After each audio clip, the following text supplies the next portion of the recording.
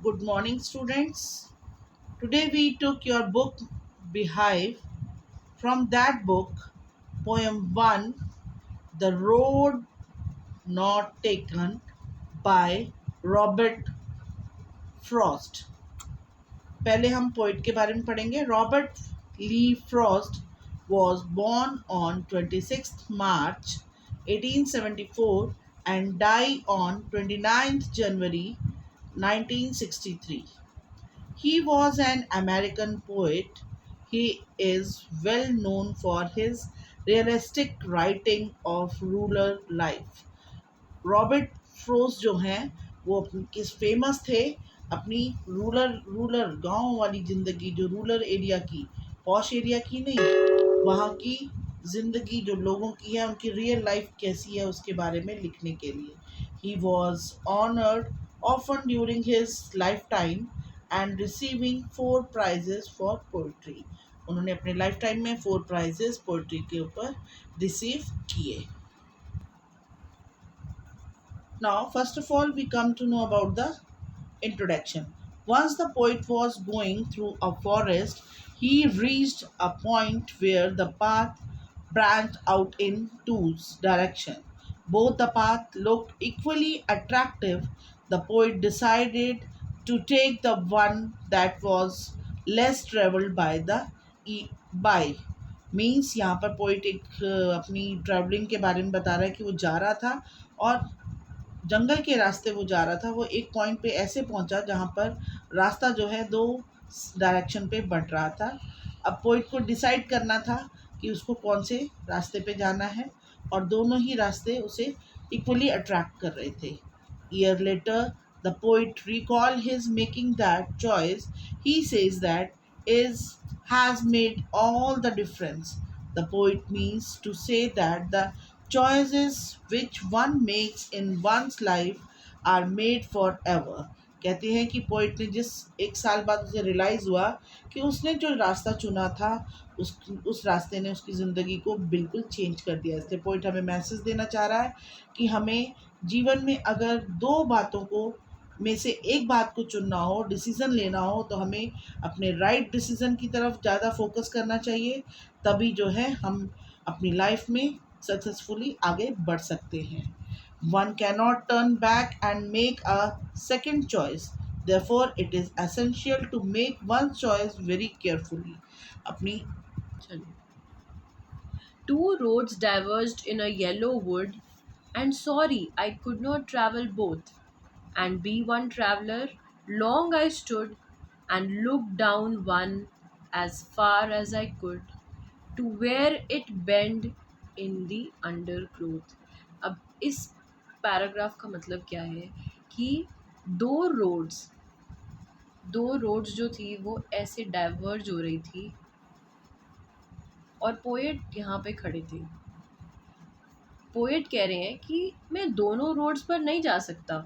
क्यों? क्योंकि मैं एक इकलौता ट्रैवलर हूँ. काफ़ी देर उन्होंने इस पॉइंट पे खड़े होके सोचा कि वो कौन सी रोड लें, ये वाली रोड लें या ये वाली रोड लें.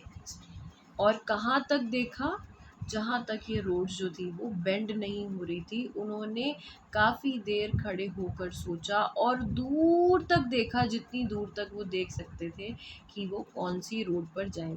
तो ये तो लिटरल मीनिंग था इस पैराग्राफ का. बट इस पैराग्राफ के माध्यम से पोएट हमें कहना क्या चाह रहे हैं ये हम देखते हैं. पोएट ये बताना चाह रहे हैं कि when we come across decisions in life, जब हम अपनी लाइफ में डिसीजंस लेने के पॉइंट पर आते हैं, तो हमारे पास हमेशा दो ऑप्शंस होते हैं, ऑप्शन ए या option B. So we have to take either of the two. That is when we have to take the decision. Decision making comes when we have two options.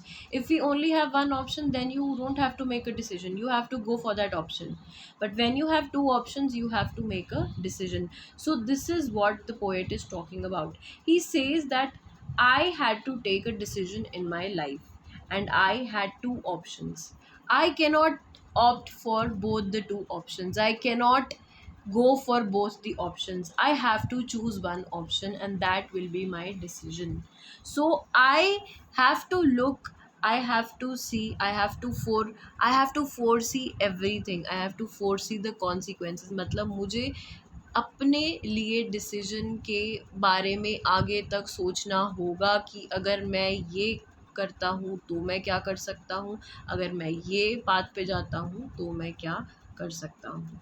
और कहाँ तक आप ये चीज़ सोचोगे कि ये आपके डिसीजन कहाँ तक आपकी लाइफ में फुलफ़िल होंगे, ये इस पैराग्राफ का मीनिंग है। लिटरल मीनिंग ये है कि he was standing in front of two roads and he did not know which road to take. जो यहाँ पे वुड है, वुड्स का मतलब होता है फॉरेस्ट। फॉरेस्ट को अगर हम डे टू डे लाइफ में कंपेयर करें तो फॉरेस्ट को हमारी लाइफ से सिम्बलाइज़ किया गया है कि हमारी लाइफ में एक, हमारी लाइफ भी तो जंगल है, बड़ा सा बड़ी सी हमारी लाइफ है, काफ़ी सारे अप्स एंड डाउन्स होते हैं, it's a messed up life. तो जैसे कि लाइफ में हमें डिसीजंस लेने होते हैं एक पॉइंट पर आकर, ऐसे ही पोएट को भी डिसीजन लेना था एक पॉइंट पर आकर कि वो कौन सी रोड ले। Next paragraph, then took the other just as fair and having perhaps the better claim, because it was grassy and wanted a weir, though as for that the passing tree, though as for that the passing there had warned them really about the same। तो यहाँ पर poet क्या बोलना चाह रहे हैं? तो poet बोलते हैं कि उन्होंने दूसरी रोड ली, देन टुक द अदर, उन्होंने दूसरी रोड ली, and having perhaps the better claim, better claim मतलब कि उसके कॉन्सिक्वेंसेस उनको अच्छे दिख रहे थे। क्यों अच्छे दिख रहे थे? उनको वो रोड अट्रैक्ट क्यों करी, दूसरी रोड अट्रैक्ट क्यों करी? जैसे फॉर एग्जांपल इस डायग्राम में देखें कि ये रोड जो थी थोड़ी घिसी हुई थी और इस रोड पे थोड़ी सी ग्रासेस जो थी उगी हुई थी। अब इस डायग्राम से आप समझो कि पोएट ने ये वाली रोड ली। क्यों ली ये वाली रोड? क्योंकि उनको इस रोड पर चलने का मन कर रहा था। क्यों मन कर रहा था? ये रोड उनको अट्रैक्ट क्यों कर रही थी? क्योंकि इस रोड पर ग्रास थी और ये रोड अभी घिसी नहीं थी। The road wanted a weird, wear and tear होता है घिसना। जब आप किसी कोई रास्ता अगर उस पे ज़्यादा लोग चलते हैं तो वो रोड घिस जाती है, उस पे ग्रास नहीं उगती, उस पे घासें नहीं उगती। क्यों? क्योंकि उस पे लोग ज़्यादा चलते हैं तो वो घिसी हुई रोड होती है। पर अगर कोई ऐसा सुनसान रास्ता होता है जहाँ पर कभी कभी कोई कोई आता है तो उस रास्ते पे ग्रास होती है। उसी से ही समझो इस पैराग्राफ को कि पोएट ने ये रोड इसलिए ली क्योंकि इस रोड पर ग्रासेस थी और ये रोड अभी घिसी हुई नहीं थी, इसलिए ये रोड पोएट को अट्रैक्ट करी। और पोएट ये कहना चाह रहे हैं कि अगर मैं दोनों ही रोड की बात करूं तो दोनों ही रोड बहुत ही सुंदर दिख रही थी, पर उनको ये रोड अट्रैक्ट करी। ठीक है, कोई बात नहीं। और पोएट ये बताना चाह रहे हैं कि अगर इन रोड्स के इस्तेमाल के बारे में बताया जाए तो दोनों जो रोड्स थी एक समान रूप से इस्तेमाल की गई थी। Though as for that passing there had worn them really about the same, मतलब इन रोड्स को एक समान रूप से ही इस्तेमाल किया गया था, बट पोएट को ये वाली रोड अट्रैक्ट करी। क्यों अट्रैक्ट करी? क्योंकि इस पे ग्रास थी और ये रोड घिसी हुई नहीं थी।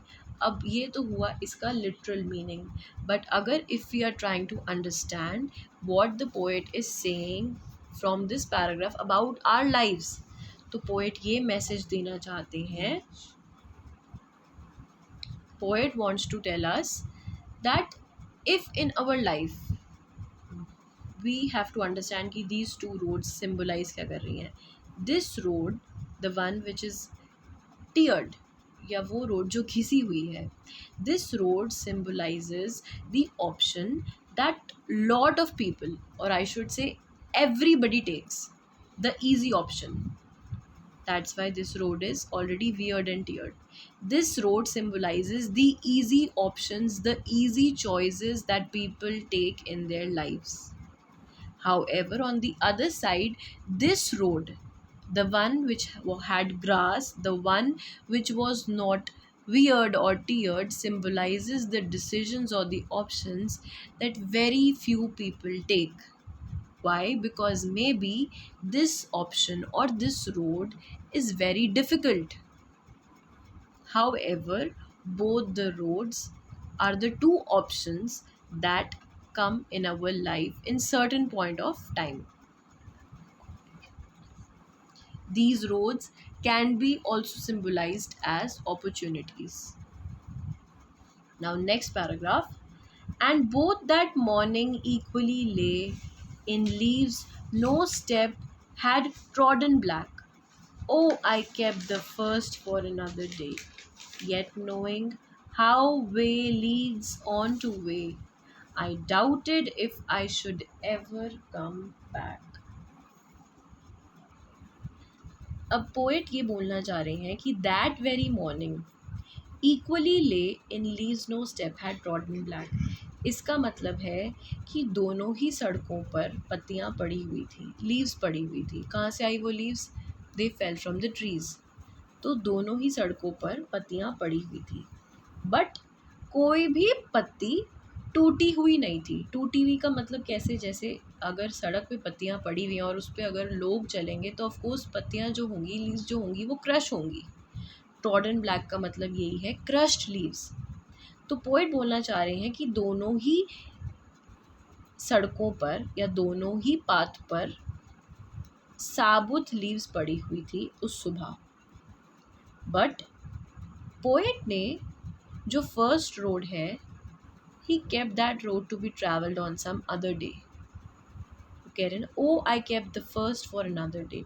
जैसे कि हमें पता है कि पोएट ने ये वाली रोड को चूज़ किया था और फर्स्ट रोड उन्होंने किसी और दिन के लिए रखी कि चलो ठीक है, मैं इस रोड पर किसी और दिन आऊँगा, पर आज मैं इस रोड पर जाऊँगा। और फिर पोएट जब ये सोच रहे थे कि वो पहली वाली रोड पर किसी और दिन आएंगे, पोएट यही सोच रहे थे कि I know how way Leeds on two way. मतलब पोएट ये सोच रहे थे कि वो जानते थे इस बात को बहुत ही अच्छी तरीके से कि एक रास्ता दूसरे रास्ते से निकलता है। अगर मैं इस रोड पर जा रहा हूँ तो शायद ही मैं कभी लौटकर इस जगह पर वापस आऊँगा कि मैं पहली वाली रोड पर चल पाऊँ।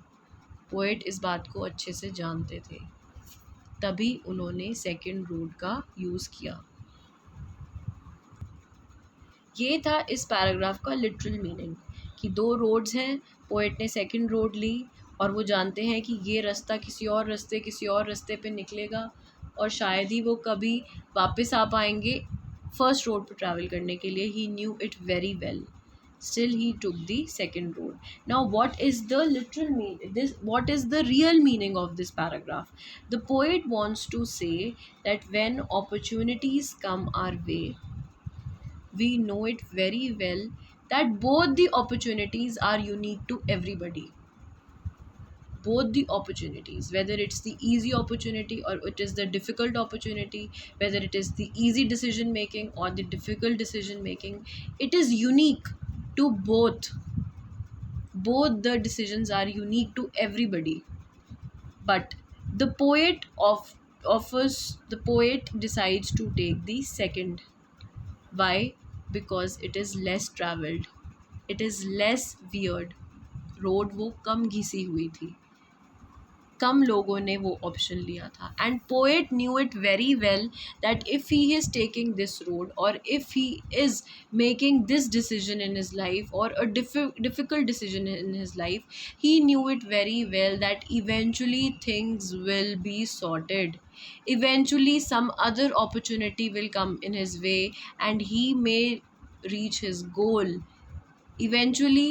या साइड बाय साइड या आगे आने वाली लाइफ में उनको कुछ ना कुछ अपॉर्चुनिटीज़ या कुछ ना कुछ और चीज़ें बेटर होती रहेंगी और डोर्स खुलते रहेंगे, लाइफ बेटर होती रहेगी और शायद कभी उनको ऐसा मौका ही ना मिले कि उनको ईज़ी वाले पाथ में कभी जाना पड़े।